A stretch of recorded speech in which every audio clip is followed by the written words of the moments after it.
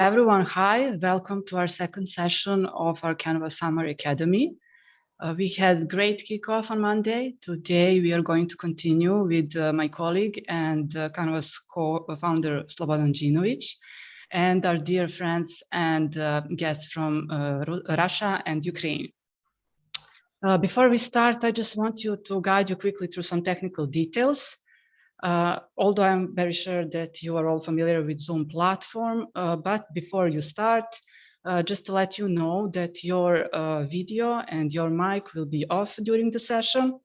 But still, if you want to ask a question or if you want to give comments, please use chat box or use a Q&A section so you can ask our panelists. We will do our best to address every question in the chat or ask directly to our panelists. Other than that, similar like in previous session, we will have interpretation available for you. We have interpretation in two languages, Spanish and Burmese. If you want to listen to Burmese interpretation, please go to French channel. And if you want to listen it in Spanish, please choose Spanish channel in interpretation button. So I will leave now the floor to Slobodan and our dear guest, and I hope that you will enjoy this session. Thank you, Jelena, so much. I think we are all in, and thanks for all of you guys attending. Today we are going to have the discussion, which is now, I guess, pretty much ongoing issue and the main topic of all the CSOs discussions in the world and political, geopolitical agendas. And I'm so happy that I'm going to have great speakers, which I'm going to just talk in a minute about. But before that, I all want to just give you the guideline through this year Canvas Summer Academy. And we are scheduled to go Monday and Thursdays. It's going to be the next week as well. So today we're kicking off with two great, and I'm privileged to have them, activists, Evgenia Chirikova and Yulia Marushevska. And these ladies have been actually very, very engaged in respect of in their respective fields. And I'm already here portraying some of their bios. So all of you guys who are not familiar, I guess that many of you are. Yulia is a long-lasting activist, and she's being very much into the anti-corruption. I'm sure that many of you have watched I'm a Ukrainian video clip, and I believe that you will enjoy what Yulia is going to share with us from the insights about Ukraine and her perspective. Thank you, Yulia, for being with us. And I'm also happy to have Evgenia. Evgenia is very well known for their environmental activism, and she received the great reward. I think it was last year, right? And I'm also, I know Evgenia from the times where she was together with Serja named as 100 top global thinkers by the Foreign Policy magazine. So I'm also very happy to have Evgenia over here. So I'm gonna let these ladies to share with us some of their points and the views which I'm going to mention. So thank you for joining us as well, Evgenia. Now, in terms of all of this story of Ukraine that we wanted to have for this year Canvas Summer Academy discussion, I would like actually to have some of it from the Canvas perspective. And what does it mean? That means from the situations and the happenings which we find interesting and which we find as a part of our core curriculum agenda and the scope of work that we are trying to do and that we actually have participated in or contributed a bit, I hope for a good, in the areas of Ukraine and the neighboring places. But so just to give you kind of the perspective and the focus points which we at the Canvas are looking at once thinking about Ukraine and what's going on in. And we are actually looking in all of our trainings, in all of our academic sessions, we speak about the model that we call Paragraph. And that model basically means that we study the recent history of a certain place, of a certain society. We are looking at the different pillars, trying to isolate them, trying to see how they behaved at a certain critical moments in the recent past of the ongoing society that we monitor, and are trying to project how would they potentially behave if the similar events happen or occur again in the future. So in a way, trying to see and strategize what are the best suitable tactics for the activists, for the movements to join and to push through, and which pillars to engage by pushing or pulling in a way to install the values that the movements are looking for.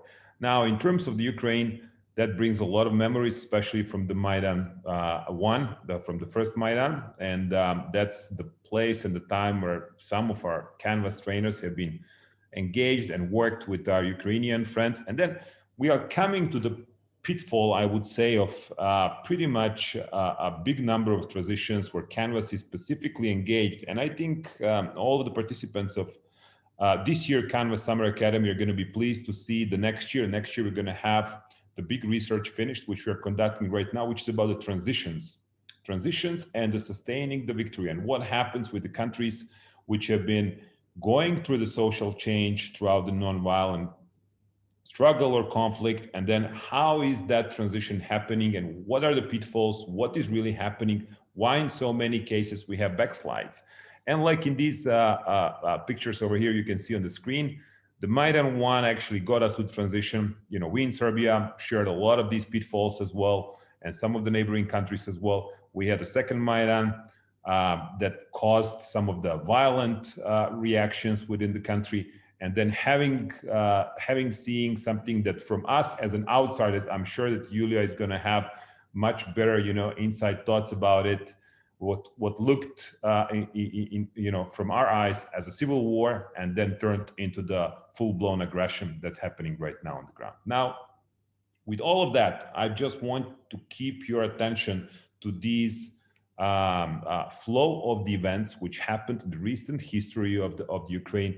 And what we really want to do, what we really want to speak about in this session, it is mostly about the source of the power. And if you guys ever read Gene Sharp or read some of the Canvas curriculum or some of our materials, we do actually pay attention in many of our things that we wrote, in many of our papers, the source of the power. And one of those that is particularly, I think, importance right now, it's a human capital, human resources. And what we want to speak about over here is like what is going on with the human resources in the region of Ukraine, in Russia, and what's going to happen with that. How can we manage? What could we do potentially to help people at this particular moment? And what can we count with in a time ahead of us, potentially when the conflict is over? Are we ever going to get back to the points where we were? Are we going to get back to the same numbers that we had before the conflicts? Are the refugees going to get back? What's going to really happen with the positions of the unity of the activists from the both sides, of the front? Like, how do they look on these ongoing issues? And I guess Yulia and Evgenia are going to have a lot to talk and explain and help us with understanding, closer to it. I'm going to get also into a little bit of migration, because I think that's affecting everyday's life, especially for all of us in Europe. Like, I'm talking to you guys from Belgrade, and I'm actually very happy to say that we have a lot of people from Ukraine, which we are seeing in the streets, which I think they found their place. And we are seeing a lot of Russians as well, people from Russia, mostly those which are in financial exile in Serbia, I would say. But then on the other side, I think it is the key question for all of us. Are these people going to get back at any time? Are we going to have enough of the human resources or the capital to recruit from, to engage with, and to start building something new after all of this ends up or freezes, without, when it ends up in terms of the military conflict. Now, just a quick outline, Yulia, tell us what's really going on the field right now. Tell us what is the situation as of right now in terms of the people on migration, refugees. How do you see it? Can you hear me well? Hi. We can. Please. Okay, awesome. Slobodan, thank you so much for the invitation for this panel. I have always had a deep respect what Canvas was doing in Ukraine, especially supporting our activists, supporting revolutions in Ukraine. I have a deep personal connection and appreciation to all your work. Now coming to our panel, I felt a little bit awkward regarding like taking part in it because it has this name, Ukraine and Russia, and I just had to make this clear that for Ukraine, it's not for a long time ahead. There is no Ukraine and Russia anymore. That's Ukraine against Russia and Russia against Ukraine, and there is no space for compromises. There is no space for. There is no possibility that Ukraine will give up territories or people to pacify Putin, Russia in any way, just to make it clear from the very start. In terms of the situation currently in Ukraine, it's complicated, it's hard. It's hard on the front line because Ukraine desperately lacking weapons. Russia, even though having a very weak army in terms of organization and in terms of the morale. At the same time, they have a huge amount of ammunition and huge amount of weapons. And if I will give you a concrete number, which I cannot share, but it's a 10 times advantage on the battlefield in terms of people and in terms of the weaponry. So this is a sad part of the story, but at the same time, it helps us to show another part of the story. And another part of the story is that this war is being fought not only by Ukrainian army, but all Ukrainian people and people of the world. And that makes us 100 times stronger. When I'm saying that this war is fought by Ukrainian people, I mean that. Starting from the 24th of February, when I woke up in Kyiv from the sounds of bombs, I started working with the, I immediately stopped all the commercial work, all the official job that I was doing. I started working on. We're doing in Odessa, as I guess, right? Beforehand, I was in Odessa, but I was working with the consultancy projects with the United Nations and with the US consultants, like more like business projects. My question in relation to this is more focused on so we have correct me if I'm wrong, more than 8 million people who left Ukraine at the moment, right? And then we have.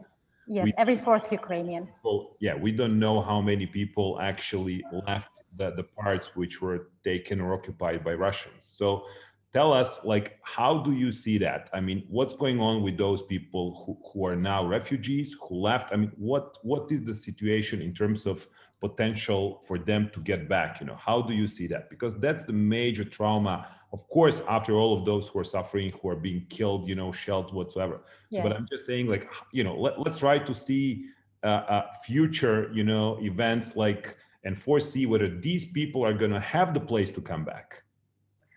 If they will have a place to come back. So we cannot look at the future without understanding nowadays the current situation. And the current situation does not leave a possibility for these people to come back. I am in Kyiv because that's where I belong, where I have to be. But every night I hear the sounds of alarm. At least once a week, Kyiv is being bombed. The district where I live, and that's the most peaceful, the most protected city in the country. That's the capital. That's the place where the government sits, where the president sits. But the district where I live was bombed 2 days ago. The plant was striked. One person got injured. But anyway, that's not the place where I would if I would have kids, I would leave the country. And I don't think that women with the kids should come back anytime soon, as this war is over. And for us, those people who left is a great resource, because I know a lot of them are helping days and nights to the front line, and they are a part of Ukrainian civil society. They are doing a lot in terms of promoting the cause, explaining, communicating, advocating, bringing resources. So that's the help. But if we are looking at the future, losing this amount of adult population is a huge problem for the economy. Even now, seeing the businesses that relocated to the Western Ukraine facing a huge challenge with finding people who will work there. I know few companies there which had more than 1,000 people working, and they relocated from Kharkiv to Zakarpattia. It's I would say northern east and west and it's a problem for them to hire people. So we are facing challenge after challenge, and people migrating is a problem, but we cannot fix this problem working with the people who migrated. We have to fix it, finishing the war. Yes. To focus, you know, yes. probably on those who are now staying in Ukraine. Thank you. Yeah, I'll get back to you. So Evgenia, tell us, like, any knowledge on your side. So what's really going on with CSOs and the activists within the Russia? I mean, obviously, the people who had the courage to stand against the regime and who had their voices out have been either arrested or prosecuted or immigrated, you know, fled away. So are you facing the same signs that you know, or similar patterns that the people are leaving Russia, that we are losing the human potential? Hi, could you hear me? Hi. Yes, clear. Go ahead. Oh, very good. And thank you a lot for invitation on so interesting panel. And it's a great pleasure for me to take part on so important event with so best speakers like Yulia, Slava Ukraini, Перемоги. I really very concerned about situation on Ukraine, and my colleague, my friends, Russian activists who located within Russia and who located on other parts of the world, we are together try to help for Ukraine refugees, and we try to stop this horrible crime of Putin's regime. At this moment, we have really very difficult situation with grassroots activity within Russia, because unfortunately, our regime, I mean Putin regime, became worse and worse. And I remember that 10 years ago, when we with Harry Kasparov came to European Union, to European Parliament, we explained for politician leaders of Europe that it's really extremely dangerous to continue collaborate with Putin's regime, to continue to buy from Putin's Russia fossil fuels. But unfortunately, I remember that leaders of Germany answer us that Putin, he is a really democratic leader. And for me, it was a shock, because I realized 10 years ago that it's not true. And at this moment, maybe you know that after annexation of Crimea, our Duma, our parliament, Russian parliament, adopted a new law about foreign agency. And according to this law, a lot of independent NGOs became foreign agency. And after that, Kremlin organized a horrible attack against independent NGOs and against ordinary activists. And dozens of my colleagues at this moment located on Russian prisons, including Alexei Navalny. But I know that at this moment, a lot of Russian activists continue to support refugees from Ukraine. For example, my team were able to organize 2 shelters for refugees from Ukraine. One of them located on Leningradskaya district, it's a place within Russia, and second located on Narva, on Estonia. And thanks of our collaboration with grassroots activists from Russia, within Russia, and on other places, on Germany, on Estonia, we together to organize evacuation for Ukraine refugees from Russia to Europe.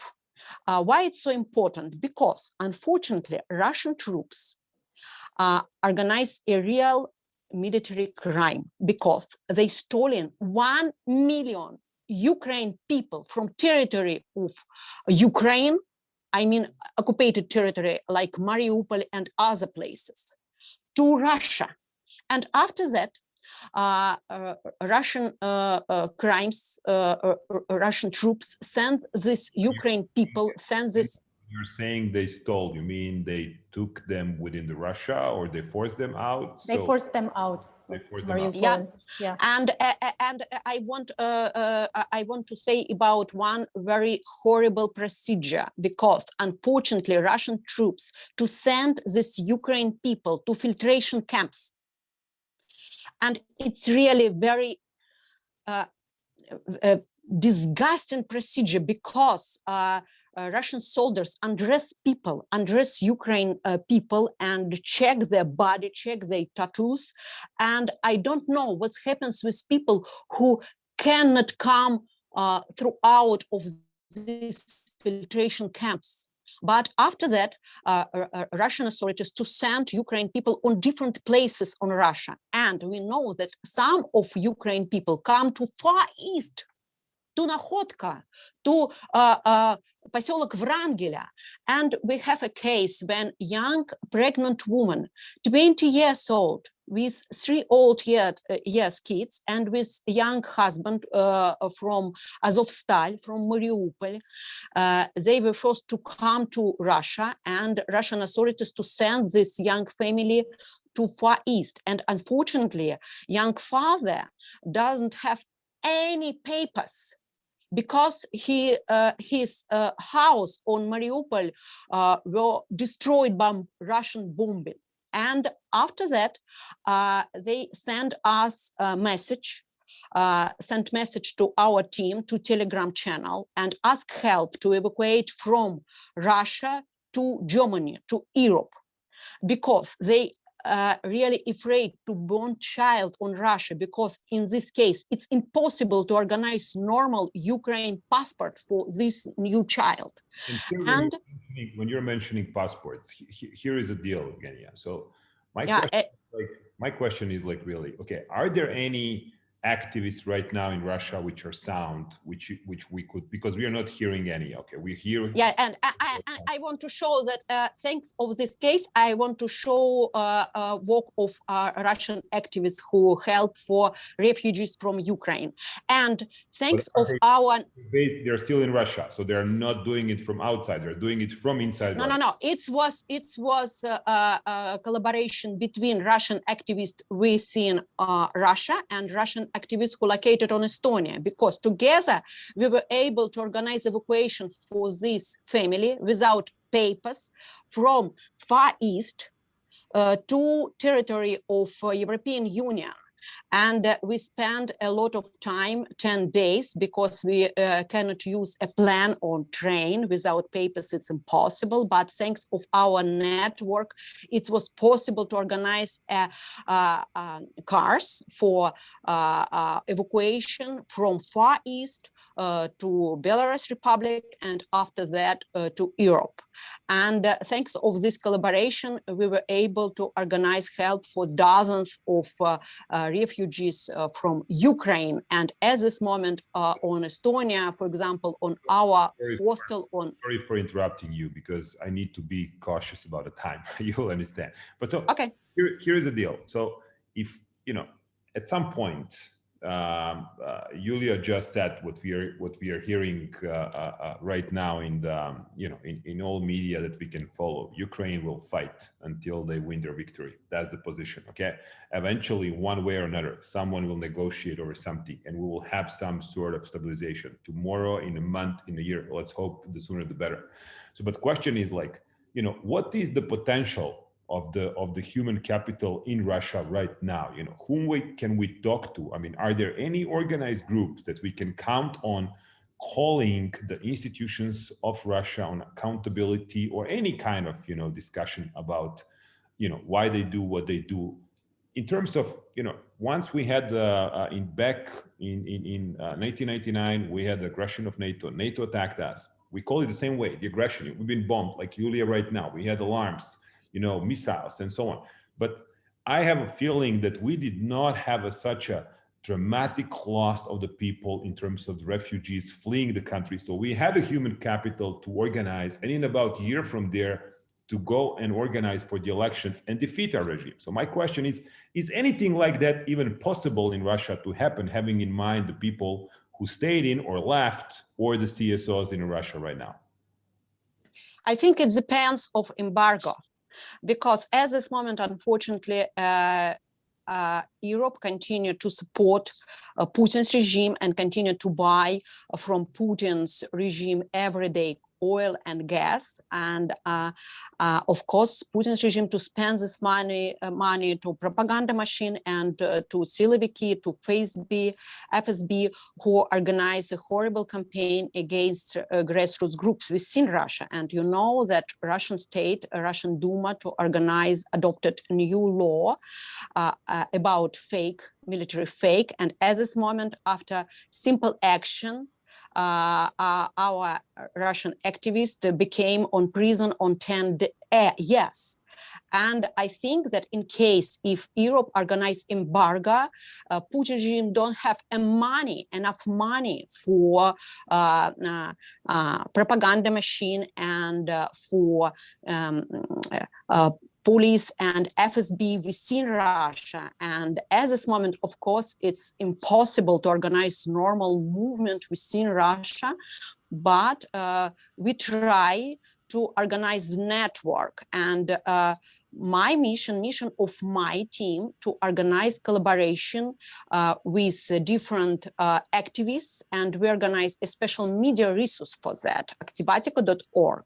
And at this moment, if you open our resource, you can find a lot of points on the map of Russia, dozens of points, and each of these points there are a different type of activity, grassroots activity. It's human rights activity and anti-war activity and of course environmental activity. And of course it's extremely dangerous, but people on Russia continue to organize this. People have been arrested on daily basis. Okay, but so thank you for that. We'll get back to the potentials again. Now, Yulia, whenever I speak recently with the people from the West and we discuss, okay, so what could we do?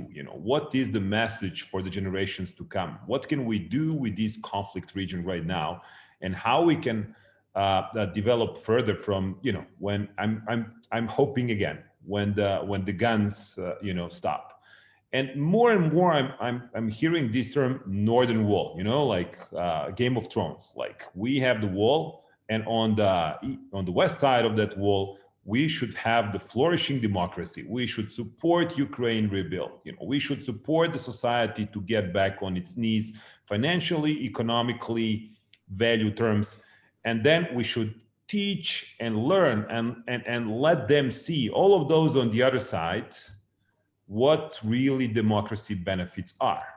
And meaning like kind of the stipulation is that people are understanding that Russia will remain enclosed, and we should actually prepare for a long time and long-term struggle that we should fight by supporting Ukraine, by rebuilding it, and by making it the example for all of those younger generations in Russia on how should their society look like. So what's your opinion on that? I mean, are you seeing that? I'm seeing also, the frustration of Ukrainians, probably the right ones, with, the disunity and some of the cracks in Western support, which are happening from time to time. So how do you see that? I mean, are you guys prepared to be like the border region of what modern democracy or the Western democracy, is perceived like? I mean, can you sustain that?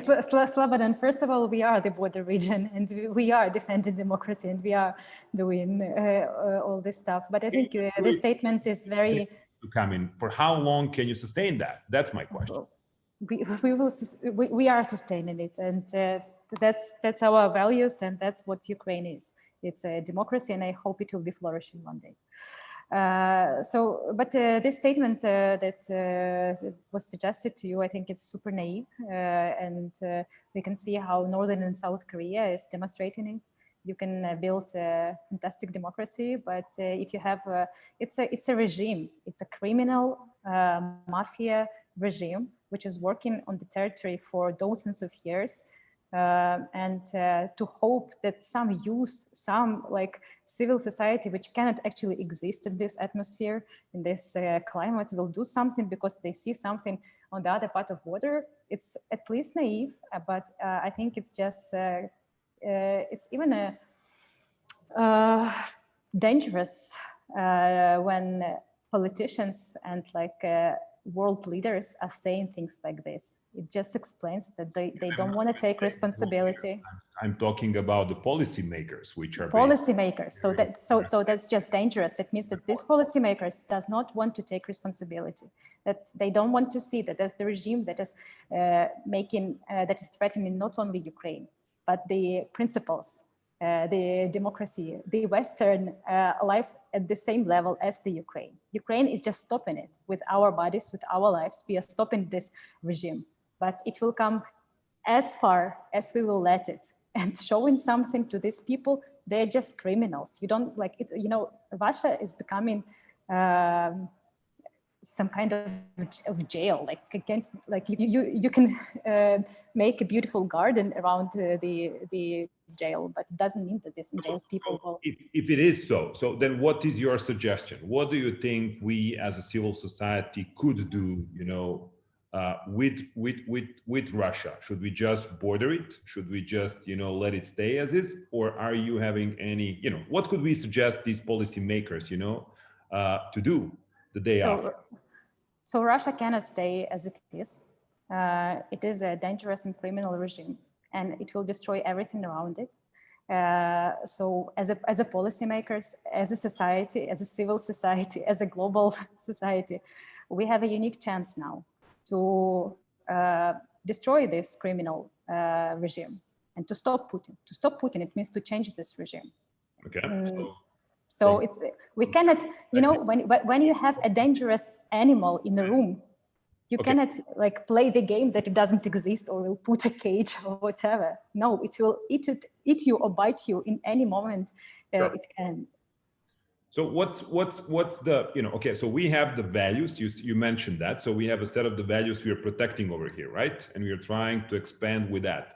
So, but what can you see? Of course, you know, the military aim or the axle of the Putin regime is just one of the pillars as we see it from the Canvas methodology. There are so many other pillars that we need to focus on. So what do you think are those which are the most threatening apart from the military? That's an imperial thinking. So for Ukraine, this war is not only about democracy and humanity, it's also about fighting the imperialism. For hundreds of years, we were a colony of Russia, basically. And Russia was behaving as an empire all the time for all the neighboring country. So imperialism is in the heart of this problem. And it's not something that will be changed with the Putin. Yes, you can change Putin, but then Putin number 2 will come with the same messages about we being a great empire and freeing all other countries around us. Right. And Evgenia, so can you tell us, I mean, so what's from your perspective, what are the most important pillars, you know, that we should aim at, that we should engage? What are those that you're seeing are the most difficult to deal with and that we will have to deal with at some point, you know, sooner or later? I absolutely agree with Yulia that Putin's regime is really a mafia and criminal regime. And I think that a main pillars for us is to stop collaborate with this regime. And I absolutely agree that at this moment, we have a problem with colonialism on Russia. And at this moment, our team to support any groups located on Tatarstan, on Bashkortostan, on Far East, it's a national group who try to speak on their native languages, who try to provide their culture traditionals. But unfortunately, Putin's regime to kill these people, to organize a disgusting hate campaign against these people. And I think that thanks of collaboration with civil society on Western civil society means it will be possible to stop this criminal regime. And I think that thanks of the struggle, I mean, Ukraine struggle of Ukraine people, it will be possible to stop this horrible regime, and it will be possible to destroy this horrible empire. Okay, and so again, I'm asking again, so what are you guys seeing as exact pillars we should take into consideration? Because not collaborate with Putin regime, I continue. Not collaborate with crime. I don't know what to say not well, but I think it's a real crime when you are continue to support military crimes. Every day I get refugees from Ukraine with horrible problems with health, and I try to solve these problems. And for me, it's a question how it's possible to continue to give money from Europe to Putin's regime. Why you continue to support it? It's my question. Why it's continues? And I think that we need to stop it. We need to stop this collaboration, and we need to give a normal weapon for Ukraine because it's a question of safety of our planet. Because it's a threat not only for Ukraine, it's a threat for Europe, it's a threat for all planet. So I agree, financial, not to support financially, fine. That's absolutely agree with you. We withdrew financial support, and that's one of the, that's one of those that we are probably going to push that way. But so in many places where we as a Canvas worked, and so we actually have been coming in the areas before the military conflict. Some actually, unfortunately, like in Ukraine, we have the full-blown, aggression and war. And so we saw it afterwards. But in any event, at some point, we saw it in the places which were constructed of diversity of people from, national point of view, from nationalities, from a religion point of view. And we kind of talked about inclusivity. Inclusivity is the biggest term, I would say, in the last 2 decades, just before the war in Ukraine occurred. So how do you guys see, I mean, are there any potentials that we can include all the parts of society again in everyday life, Yulia, after the war is over, after Ukraine meets its own borders, can we just get these eastern parts of the Ukraine being incorporated within the Ukraine, like people who are Russian speakers, those who claim to be, abused? Like, just tell us, because we are really, we're hearing hearing a lot of propaganda, about that. So tell us, I mean, is there really possibility that we can have inclusivity, predominantly driven democracy in Ukraine that will kind of prove that all of these claims made are false? So first of all, inclusivity is not a future, but a reality for Ukraine. Yeah. I grew up in a Russian-speaking city in Kyiv. I worked in Russian-speaking city in Odessa. So there are obviously no problem with the languages, and that's completely like made up story by Russian propaganda. If we are speaking about tolerance, we have all the LGBTQ friendly atmosphere in the Ukrainian army. We have all the nations fighting on the battlefield for Ukraine.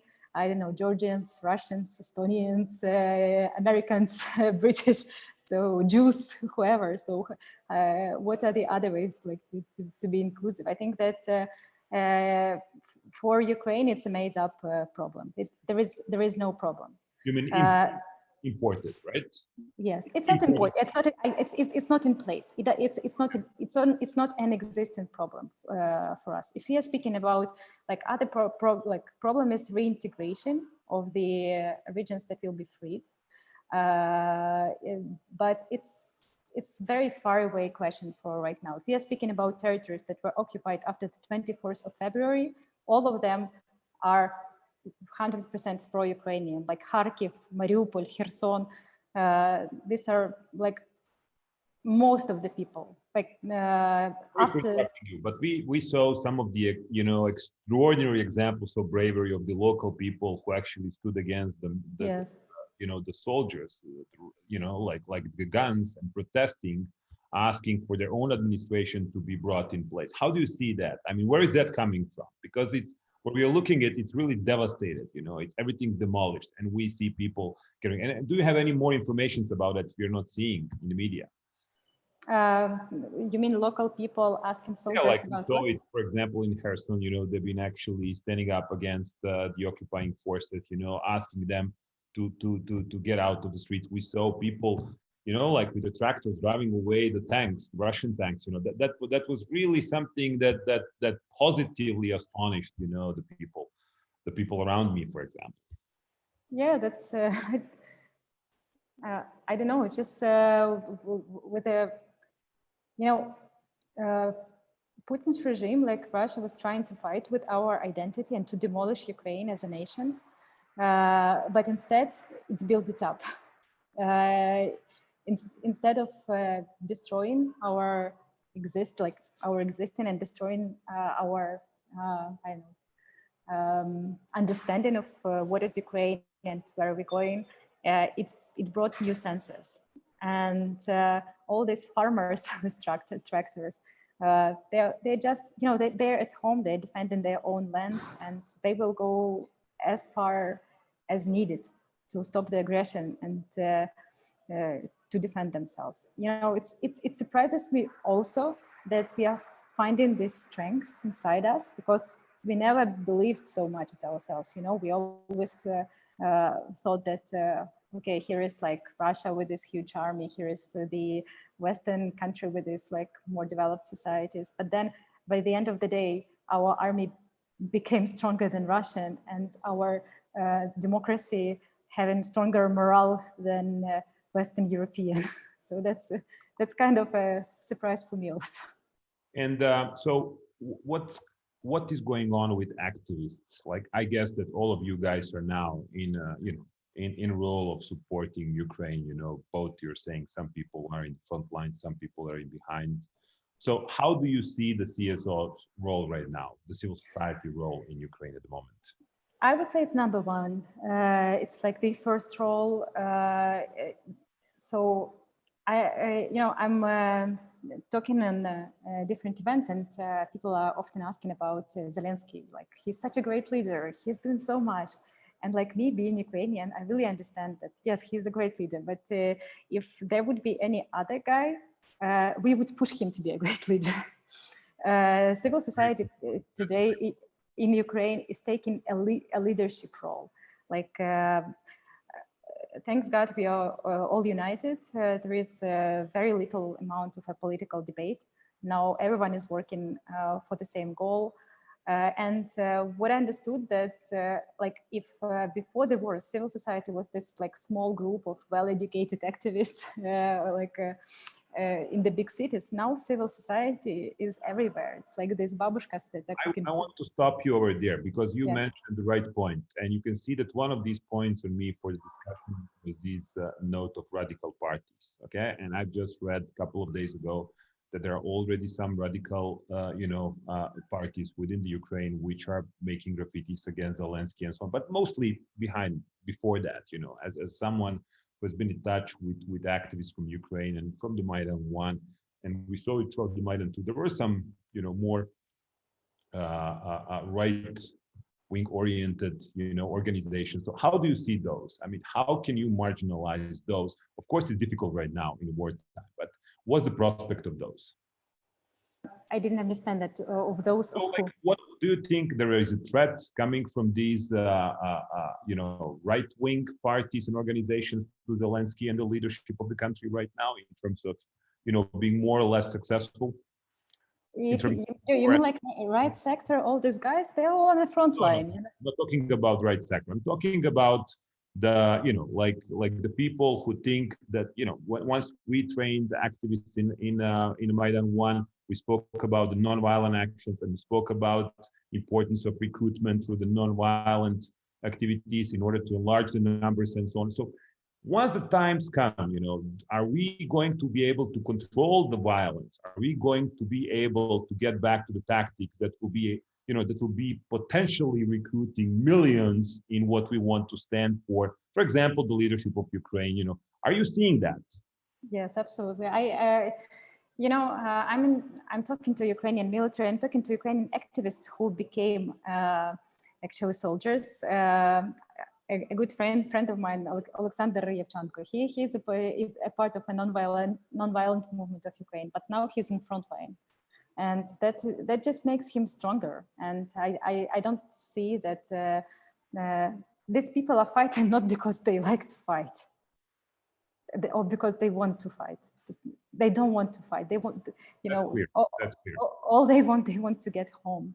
And like building for these people and creating things is more important than the fight, the war, and this blood. There is nothing tempting in the war for majority of people to stay there for a long time. Thank you so much, Evgenia. So we have a question in our chat room that I'm just getting from Yelena. So how do you see the level of engagement between the Ukrainian and Russian actors? Do we have that kind of collaboration? Obviously, yes, on the side of the supporting refugees. Any other aspects or examples you can give us? Oh, thank you a lot for this question. And at this moment, we have very good collaboration with Ukraine diaspora on Estonia. And only together we can solve problems of Ukraine refugees, because every day to Estonia to come through the border between Russia and Estonia, 300 people every day. For small Estonia, on Estonia live only 1,300,000 people. It's really very, very small country. And for us, it's a huge number of Ukraine refugees. And only thanks of collaboration of Ukraine activists who located on Estonia and Russian activists, only together we can solve really very, very complicated problems.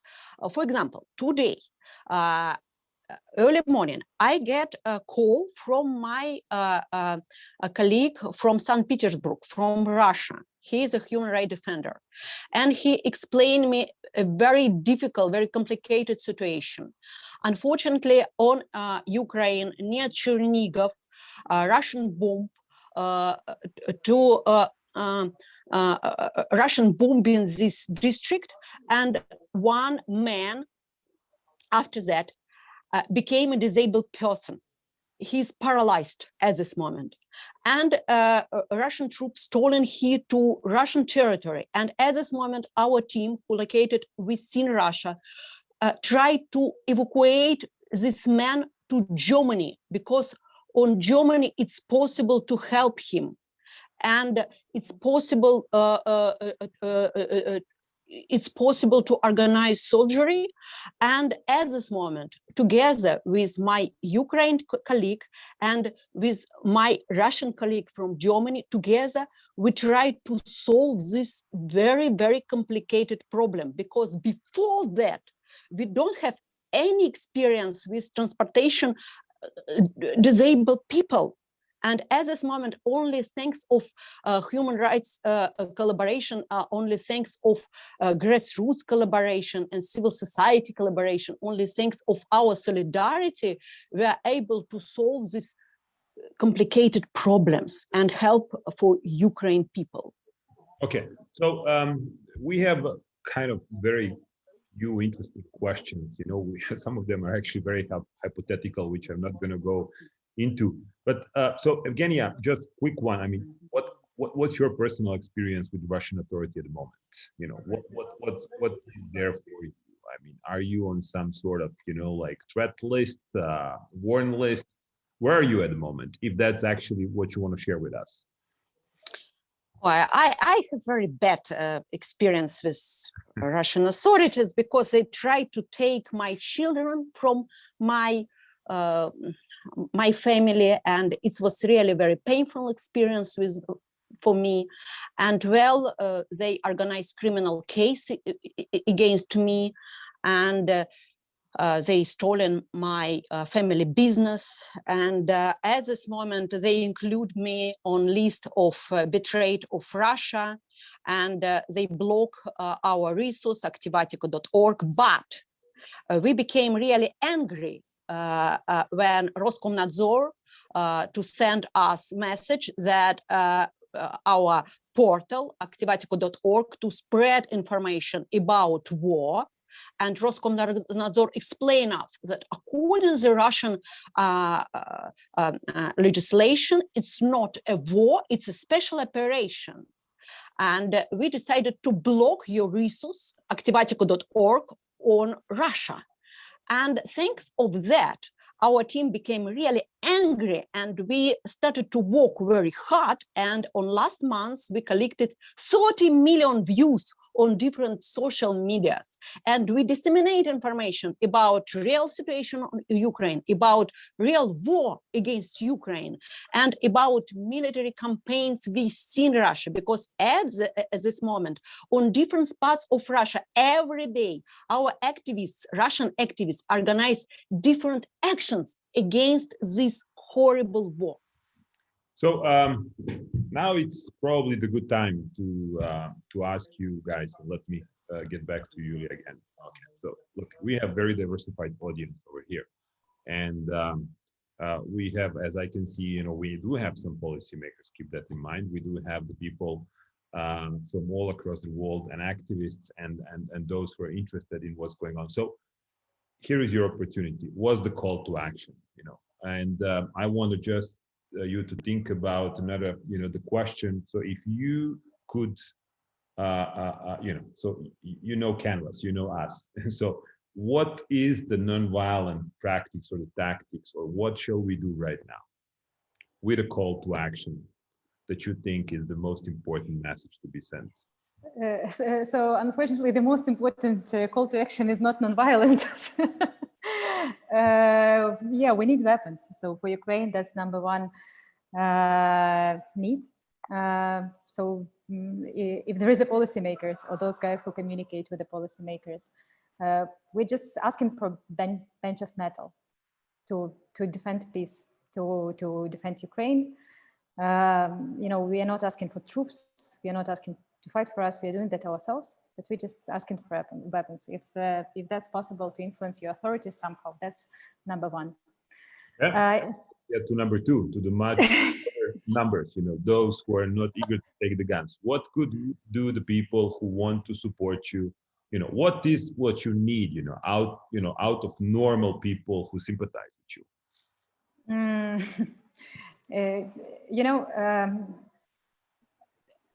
In these times, the attention span is very short, and if you can keep Ukraine high on the media agenda, on your communication agenda, just keep it in mind, and in your communication, that's very important. That's helpful. And I'm not asking about like any big things, any small things, any kind of connections, maybe donations, maybe supporting some Ukrainian business or making calls to support your friends in Ukraine. That all counts.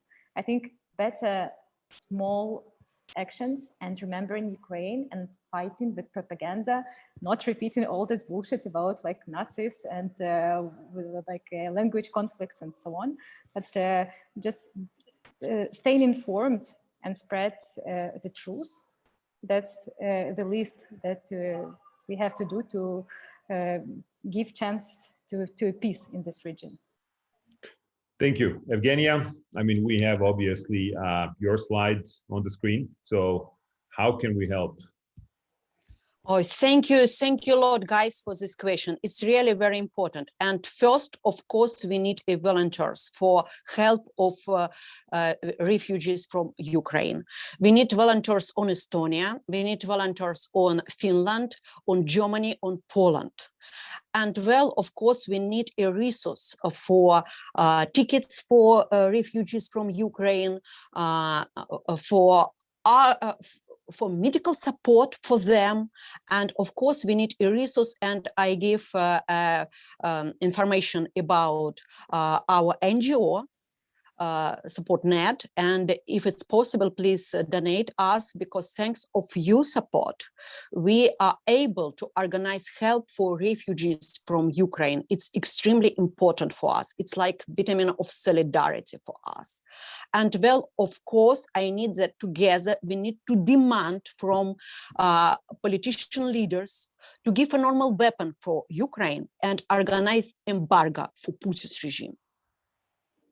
Thank you. So now we are about an hour almost and I just want to say, like, I'm extraordinarily thankful for you guys to participate. And Yulia, thank you so much. I mean, I want you to stay safe and and live and kicking. And thank you so much. We really support you. We hope that you guys are going to get out of these alarms. I mean, for us as a Serbs, that sounds as a very, very distant, memory, but very much rooted. And we really are compassionate, and we really feel for you guys and are in support for whatever we can do. Now, on the other side, being Canvas and advocating the non-violent methods and tactics, I have to say that you guys have asked so many questions in the chat room. And for sure, there is now the good timing, both for us as an organization and all of us activists, worldwide, to think through, like, what is the role of nonviolent tactics and methods right now in this area once we have very bloodshed conflict where people are losing their lives.